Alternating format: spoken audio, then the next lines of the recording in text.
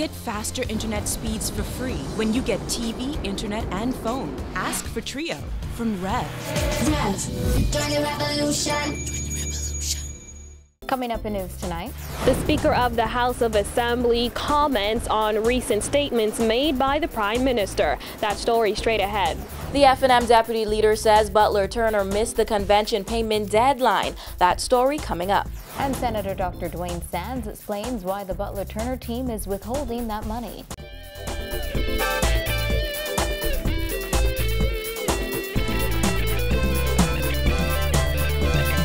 Welcome to our news. I'm Dana Smith. Thanks for joining us. Topping news tonight. One day after former PLP MP Philip Galanis called Prime Minister Perry Christie delusional for believing that he is the glue holding the Progressive Liberal Party together, another prominent member of the party is speaking out.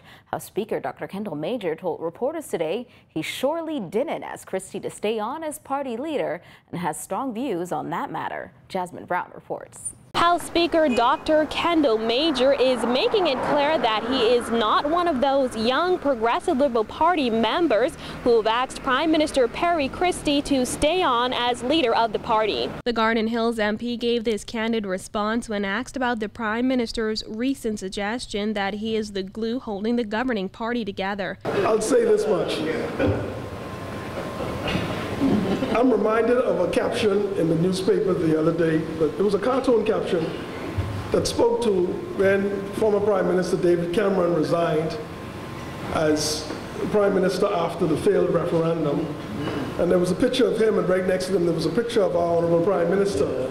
And someone then asked the Prime Minister, well, since David Cameron resigned, what are you going to do? His answer was, child, please. That's as far as I'm going to go. When pressed on Christie's comments, Major admitted he has strong views on the matter. Earlier this week, Christie told talk show host Ed Fields that his presence in the party brings stability and that the instability currently plaguing the opposition could happen within the PLP should he step down. The Prime Minister also said he seeks to continue leading the PLP because young members of his government have urged him to do so.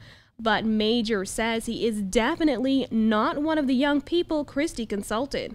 You mean who he spoke to? I am absolutely not one of those he spoke to. Absolutely not. Major wouldn't say much more than that, though, noting his position as Speaker of the House does not allow him to speak publicly on matters this political. I ordinarily would have a lot more comments to make, but the role that I play as chair, I ought not get into any political debates. And so regarding whether the Prime Minister stay, I have my views on that, but I will share them privately. Major's comments came one day after former PLP MP Philip Galanis asserted that Christie is delusional to believe that he is the glue holding the PLP together. Galanis said there are many people in the public domain who believe Christie ought to step down because he is a drag on the PLP. Reporting for our news, I'm Jasmine Brown. Free National Movement Deputy Leader Peter Turnquest said the deadline for Long Island MP Loretta Butler Turner to fulfill her promise to pay her portion to help fund the party's upcoming convention has come and gone at least twice. Simone Davis has the details. I see it as a ploy. It's a continued unfortunate effort to divide the party and divide the delegates. On Tuesday, it was reported that F&M leader Dr. Hubert Minnis and Butler Turner, who are both vying for leadership of the F&M, agreed to pay $100,000 each to help fund the party's convention. Today, Deputy Leader Peter Turnquest said while Minnis has paid his portion in full, the deadline for the balance of Butler Turner's payment has come and gone more than once. One deadline hard, next was a notice that you need to put your money in. The fact of the matter is that there was a date that was set for the contributions to be in. As of that date, Dr. Minnis made his contribution.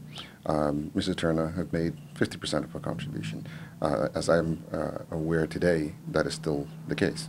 Butler Turner previously expressed concerns over how the money is being used and said she wanted more details before paying the full price. Well, today Turnquest said he doesn't know what other details Butler Turner could be talking about, and if she wants to know something, all she has to do is ask. We have been as transparent in this process as we possibly can. In fact, we've been overly transparent. Turnquest said in the event that Butler Turner does not hold her end of the bargain, the party would just have to work that much harder to raise the funds. Turnquest also denied that the $200,000 split between the leader and former deputy leader is a pay-to-play scenario to block out any other possible contenders who might be interested in joining the race for leadership. No, not at all. It's a very, like I said, very simple matter. And I don't understand why this is in the public domain anyway. It really is not germane to anything that is happening, whether in respect to the leadership or with respect to the party or politics in general. We all know that political parties are non-profit, and they depend upon the donations and the goodwill of the public. And this is no different. And all the party has said is that, listen, use your influence, Mr. Turner, use your influence, Mr. Menace, to help us to raise the money that we need in order to pull this convention off. The party's convention is scheduled to take place July 27th through the 29th. Reporting for our news, I'm Simone Davis. Well, Senator Dr. Dwayne Sands said the remaining $50,000 payment is being held in escrow and will only be released once the Butler Turner camp's concerns regarding the transparency of the convention are addressed. We have the remaining $50,000. It is being held in escrow until such time as we are satisfied that the Free National Movement lives up to the issues of transparency and accountability in the production of convention. Sands said the FNM has to demonstrate it has political clean hands and is at a higher standard than any other organization. He said once his team is satisfied that its concerns are unfounded, the remaining $50,000 will be paid. This is a peculiar situation. It's never ever happened in the history of the Free National Movement where candidates have been asked to contribute to a convention.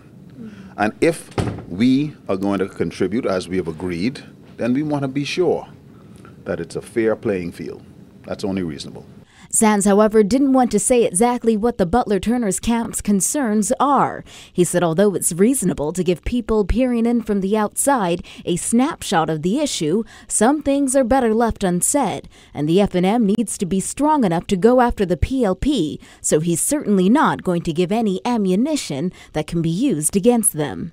We'd be stupid, idiotic as an organization to provide ammunition to shoot ourselves in the foot.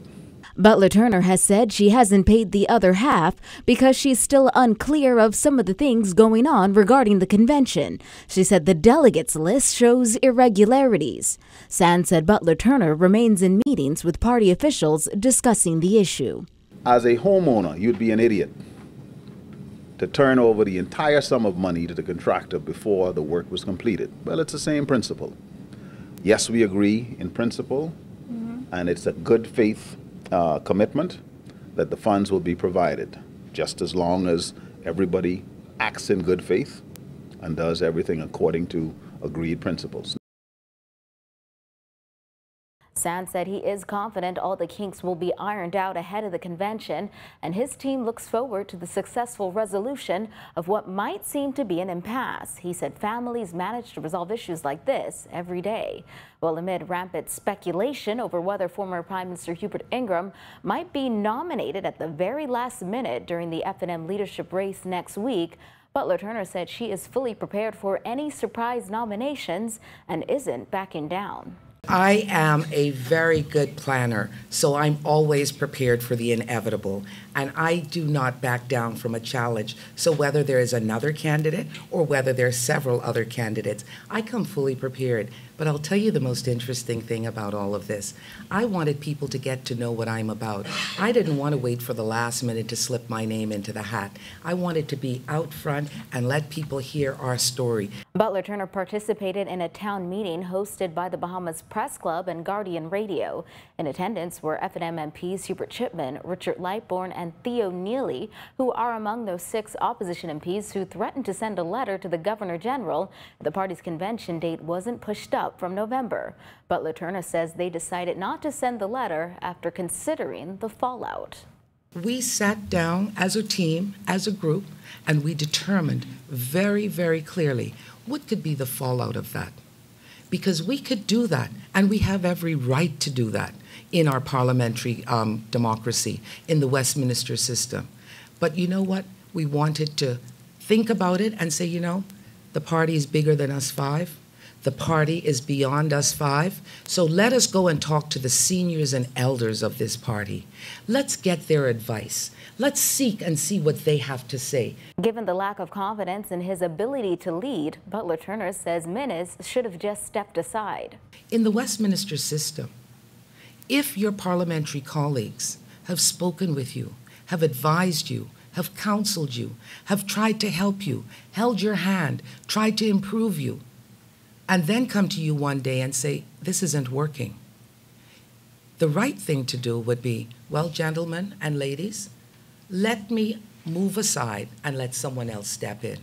That has not happened. And so what is now manifesting itself is the fact that the more we move closer to a general election, people are realizing that at the end of the day, the F&M needs to have leadership that they can believe in at all levels.